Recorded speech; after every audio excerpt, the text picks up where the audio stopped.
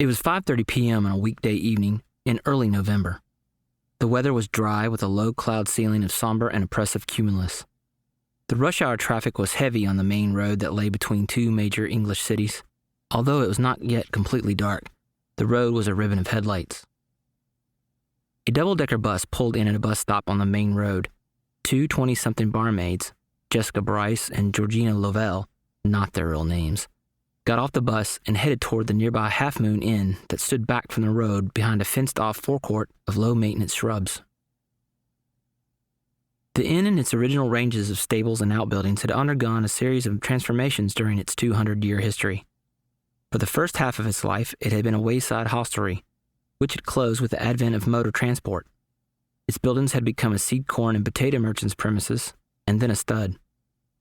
The whole complex had lain derelict during the war years, then been bulldozed away in the 1950s to make room for a purpose-built pub, which bore the same name as the original hostelry. The current building was leased from a local landowner by a national pub chain. On this particular evening, the place lay in darkness, as the inn did not officially open until 6 p.m. Jess and Gina walked around to what was now the main entrance off the customer's car park, at the rear of the building.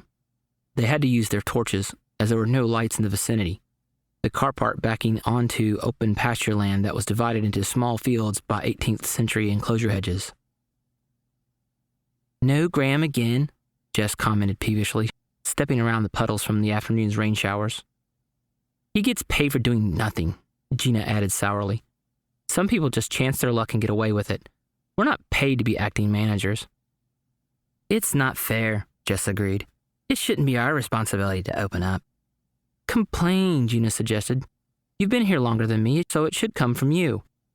"I might." "You won't. You never do." "I might." "It's just that Graham knows the area boss really well. I could end up losing my job. I'd need a reference from him if I left, and he knows it." It was almost dark at the back of the inn. In what little daylight remained, the girls could see the car park was empty of vehicles. Beyond the boundary fence, nothing could be discerned of the open countryside.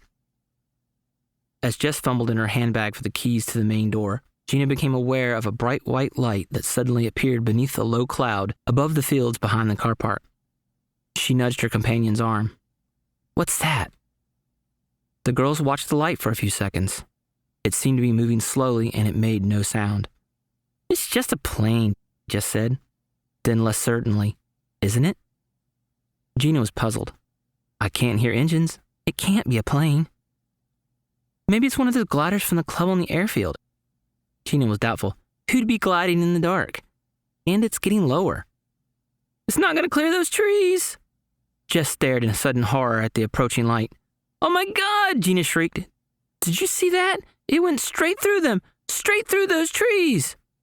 The light seemed to pass through a stand of mature pines and then land in the field beyond the car park. But it didn't go out.